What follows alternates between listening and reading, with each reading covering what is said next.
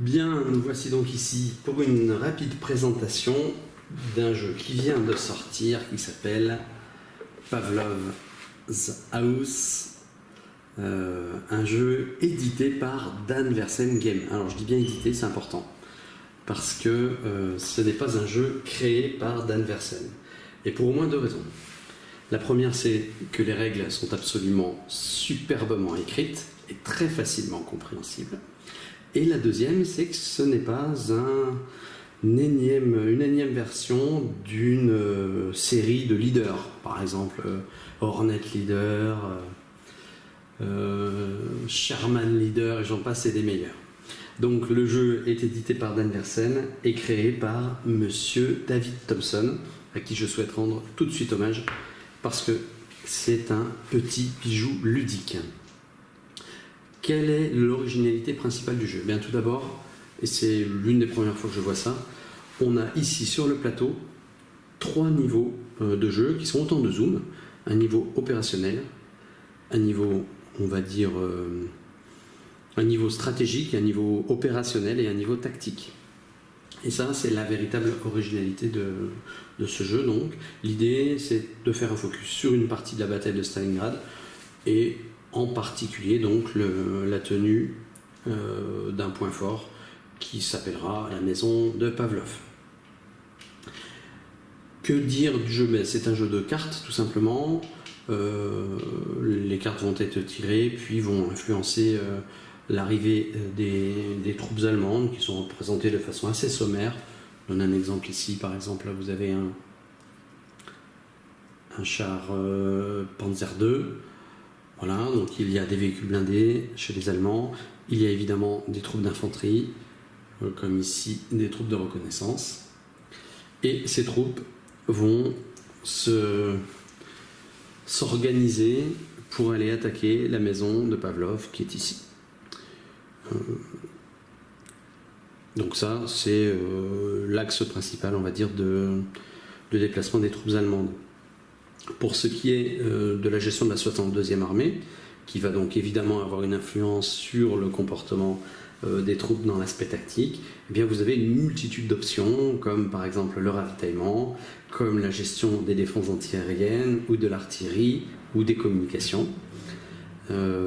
Pour ce qui est de la 13e division, eh bien, les options peuvent être de miner les approches, par exemple, de la ville, de la maison de Pavlov.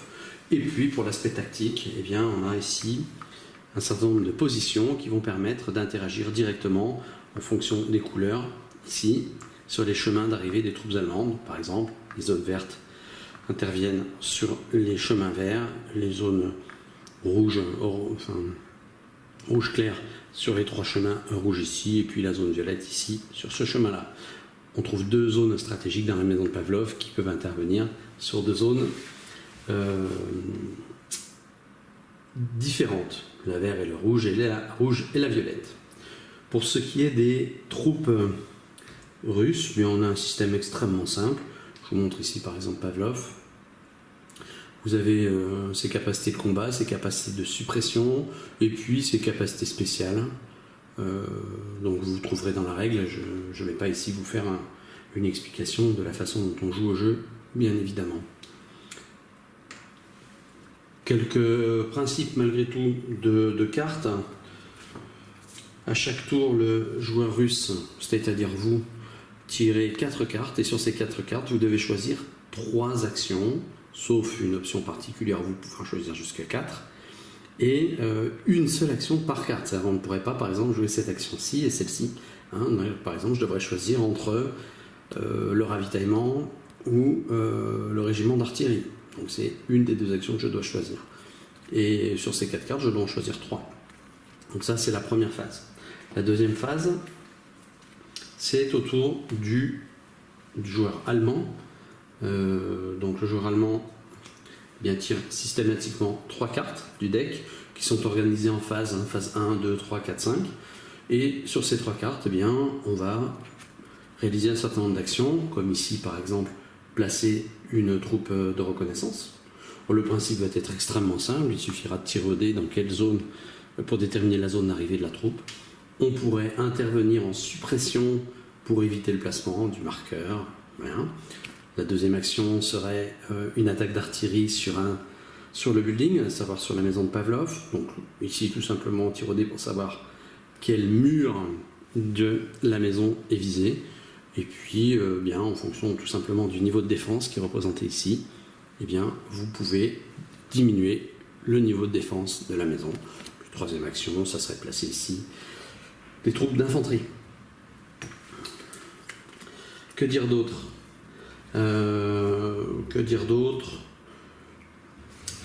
Les règles, j'en ai rapidement parlé, je vais faire un focus dessus.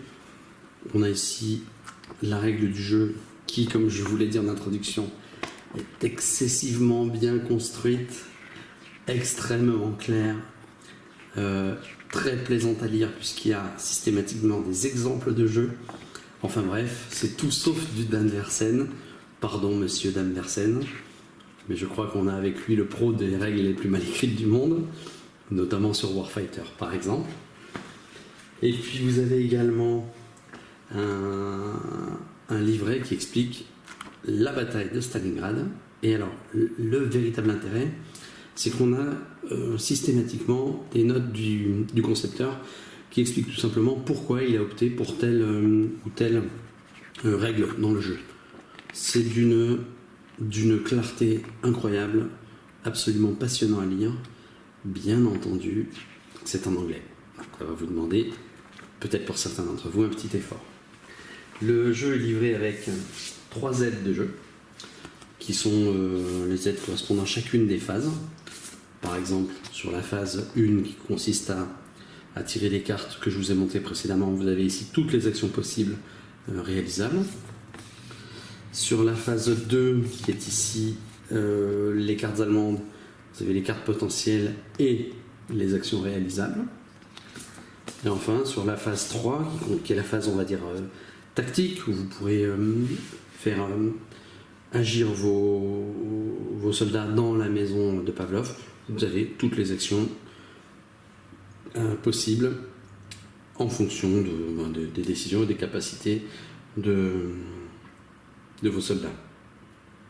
Voilà, donc pour cette présentation très très rapide de ce jeu, j'en ai fait quelques parties. C'est un jeu simple, mais qui nécessite malgré tout un minimum d'organisation pour réussir. Il ne s'agit pas simplement de protéger la maison, il faut également aller faire ce que l'on appelle des incursions en territoire ennemi. Ces incursions sont les seules garantes d'une victoire. Et donc il y a un moment délicat à choisir entre la défense de la maison et le lancement de raids. C'est vraiment la partie principale du jeu pour gagner des points. Et puis la tension est très très forte, notamment sur la phase 1, où vous devez faire des choix stratégiques importants, notamment de ravitaillement, et en particulier, tiens je vous montre juste ça, de nourriture et d'eau. Il va falloir assurer la subsistance, non pas seulement militaire, en munitions, mais également la subsistance physique de vos soldats encerclés par les troupes allemandes. Et ça va mener à des décisions assez délicates, parce qu'évidemment, la 62e armée, qui est ici, va être sans arrêt sous le feu de la Luftflotte 4, qui se fera un malin plaisir de vous bombarder les secteurs représentés ici. Voilà donc un excellent jeu, encore une fois édité par Danversen. Je vous le conseille si vous voulez passer un moment sympathique. Disons qu'une partie normale, les premières parties avec relecture des règles, etc., maximum 1h30. Et puis une fois que vous êtes habitué, une partie peut se faire facilement en 1 heure. Voilà, merci.